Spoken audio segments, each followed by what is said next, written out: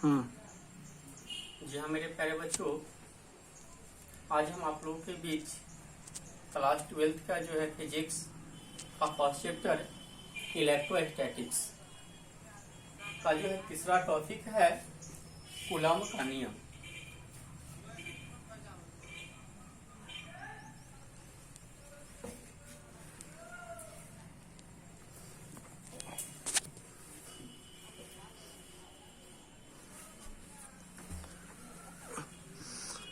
Coulomb's law.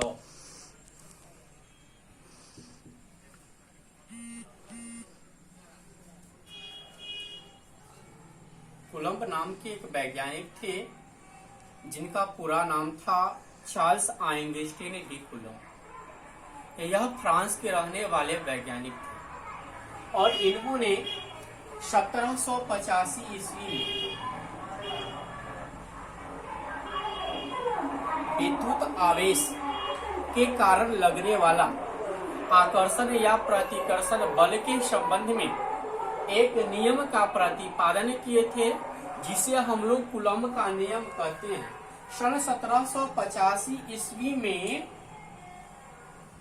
फ्रांसीसी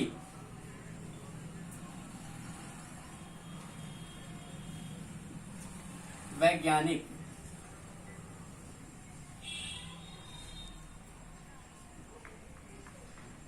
Charles Einstein ने किन्हीं दो आवेशों के बीच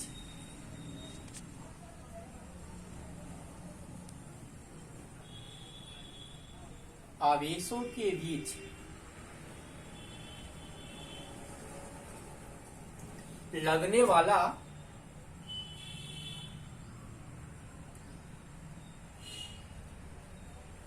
आकर्षण या प्रतिकर्षण बल के संबंध में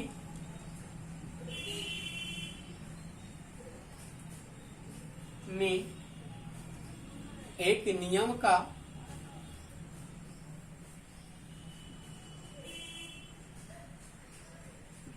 प्रतिपादन किए, जिसे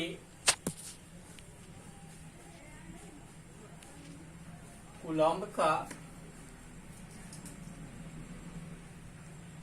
नियम कहा जाता है।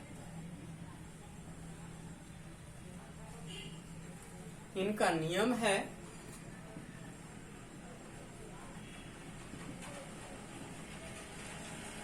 किन्हीं दो बिंदुवत आवेशों के बीच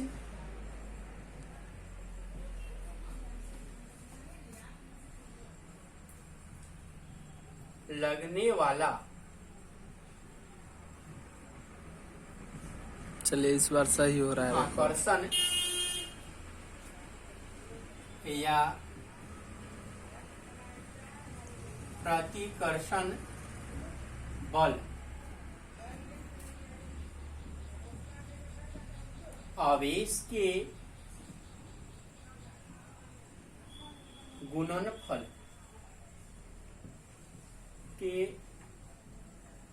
समानुपाती तथा उनके बीच के दूरी के वर्ग के व्युत्क्रमानुपाती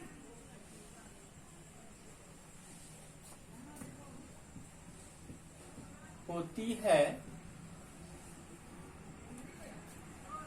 यह जो है कूलम्ब का नियम। कूलम्ब का नियम है किन्हीं दो बिंदुवत आवेश के बीच लगने वाला। जैसे मान लेते हैं कि यहाँ पर एक बिंदु ए है और r मीटर की दूरी पर, यहाँ से यहाँ तक की दूरी जो है वह आर मीटर मान लिए। आर मीटर की दूरी पर एक वस्तु जो है बी रखा गया है और दोनों वस्तु पर मान लेते हैं यहाँ पर आवेश प्लस Q1 है और यहाँ पर आवेश है प्लस Q2।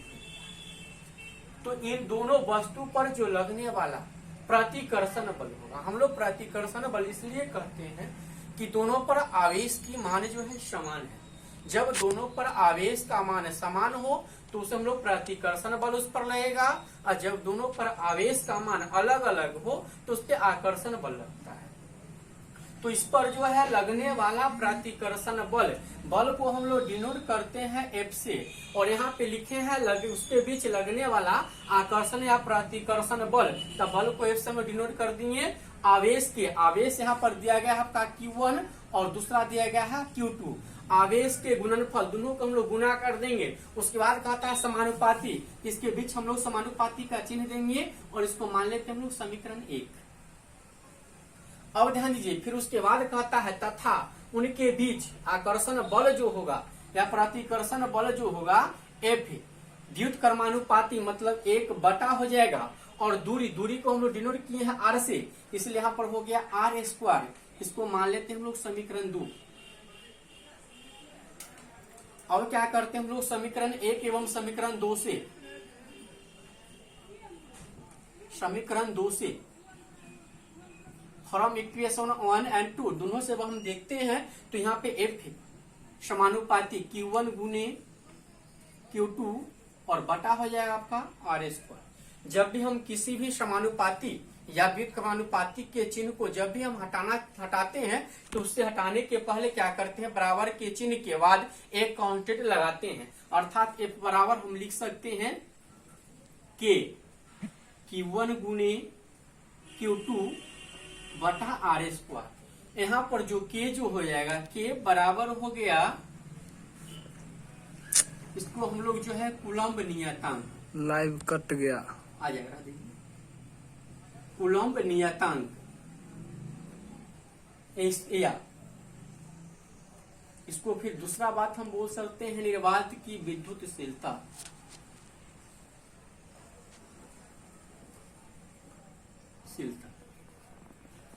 निर्वात की विद्युतशीलता, यहाँ पर के का जो वैल्यू होता है वह होता है 1/4πε0। जब इसका हम लोग मान पुट करते हैं तो इसका मान होगा 9 गुने 10 के पावर 9। अब देखिएगा जहां पर हम लोग यहाँ पर देखे हैं F, और F के जगह पे क्या लिखेंगे 1/4πε0 Q1 गुने Q2 और बटा हो जाएगा आपका R²। और यह जो नियम हो गया, यह हो गया नियम आपका कूलम्ब का नियम। और यह जो कूलम्ब के नियम से हम क्या करेंगे, इसका SI मात्रक और बीमा को निकालेंगे।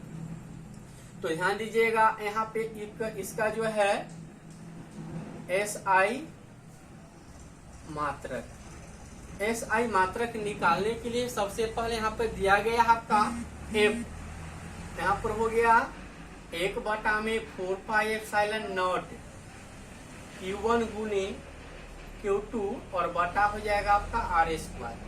यहाँ पे ध्यान देंगे बल का जो SI मात्रक होता है वह होता है आपका न्यूटन। यहाँ पर हम बल का SI मात्रक दे दिए न्यूटन, और इसका जो है SI मात्रक नहीं होता है, इस पूरा को हम लोग जो है इससे पहले के माने थे, इसलिए यहाँ पर हम लोग के दे सकते हैं, तो के यहाँ पर दे दिए। आवेश का SI मात्रक होता है कूलम्ब, फिर आवेश का SI मात्रक हो जाएगा कूलम्ब। दूरी का SI मात्रक देखिए यहाँ पर मीटर लिखा हुआ है, तो हम लिखेंगे मीटर का स्क्वायर। अब क्या करते हैं, इसका जब गुना करेंगे इसको तो N बराबर के कूलम्ब गुने कूलम्ब तक कूलम्ब स्क्वायर बटा हो जाएगा आपका मीटर स्क्वायर, बटा इसके एक देकर दोनों को हम जब क्रॉस गुना करेंगे तो kc² बराबर हो गया न्यूटन मीटर स्क्वायर। इसलिए के बराबर हम लिख सकते हैं, जब गुना में है तो यह चला जाएगा भाग में, तो बटा हो जाएगा कूलम्ब स्क्वायर, या इसको हम लिख सकते हैं न्यूटन मीटर स्क्वायर और कूलम्ब के पावर -2। यह जो निकल गया वह हो गया आपका के का SI मात्रक। के को हम लोग बताए हैं निर्वात की विद्युतशीलता। तो निर्वात की विद्युतशीलता का जो SI मात्रक होता है वह होता है न्यूटन मीटर स्क्वायर प्रति कूलम्ब के पावर -2। अब हम लोग इसकी बीमा निकालेंगे। चलिए तो बीमा डायमेंशन, बीमा के लिए हम लोग करते क्या है, यहाँ पर बल बल यहाँ पे देखिए F लिखा हुआ, F बराबर K Q1 गुने Q2 और बटा हो जाएगा आपका R स्क्वायर। यहाँ पर जो F मतलब होता है बल, और बल का बीमा हम लोग क्लास 11th में पढ़ाए थे कि बल का बीमा होता है ml और t के पावर -2, इसलिए यहाँ पर हम लिख सकते हैं ml और t के पावर -2 के का हम लोग बीमा निकालेंगे। और यहाँ पे जो आवेश दिया गया है वह आवेश का बीमा होता है AT, इसलिए हम यहाँ पे बीमा दिए AT। और फिर दूसरा जो आवेश है उसका बीमा देंगे AT और बटा दोनों में दूरी जो है उसका ऐसा ही मात्रक होता है, बीमा होता है आपका L, तो L का हम कर देंगे स्क्वायर। अब आगे जब हम ध्यान देंगे तो ये हो गया आपका ml और t के पावर -2, यहाँ पर k हो गया। जब हम a को a से गुना करते हैं तो हो जाएगा आपका a स्क्वायर, और t को t से करेंगे तब t स्क्वायर बटा दूरी जो है उसका हो जाएगा आपका l स्क्वायर। और चलिए हम लोग यहाँ पर l स्क्वायर, इसको हम क्रॉस गुना कर देंगे बटा 1 दे करके, तो हो गया आपका k a square t square बराबर जब गुना करते हैं तो m, इसमें देखिए दोनों का पावर जो है दोनों प्लस में हो तो यह क्रॉस गुना में चला था, पावर जो है मिल जुट जाएगा, तो पावर इसका 1 और इसका पावर 2 मिलकर के पावर 3 हो जाएगा, और इसका पावर हो गया आपको -2। अब देखिए दोनों जो है आपका गुना में है, तो जब हम इसको क्रिया करेंगे तो बराबर के बाद जाएगा तो भाग में चल जाएगा, तो हो गया ml के पावर 3 और t के पावर -2 बटा हो गया आपका a स्क्वायर t स्क्वायर। जब हम देखते हैं कि वह जो वैल्यू है नीचे यदि माइनस प्लस में होता है तो ऊपर माइनस में, और नीचे माइनस में रहता है तो ऊपर प्लस में जाता है, तो इसलिए यहाँ पर हम इसकी बीमा निकालेंगे तो k m एक ही है तो m हो गया, l का हम लोग l के पावर 3 दे दिए। अब देखिए t नीचे में है प्लस में तो ऊपर जाएगा तो होगा माइनस में, तो -2 और ऊपर जाएगा तो -2 और -2 मिलकर -4 हो जाएगा, और यहाँ पर देखिए प्लस में t चला गया माइनस में। यहाँ पर जो है बेतुशीलता जो हो गया, निर्वात की बेतुशीलता का बीमा हो गया ml के पावर 3 t के पावर -4 और a के पावर -2। अब हम लोग जो है एप्सिलॉन नॉट को हम बोलते हैं निर्वात की विद्युतशीलता या आकाशीय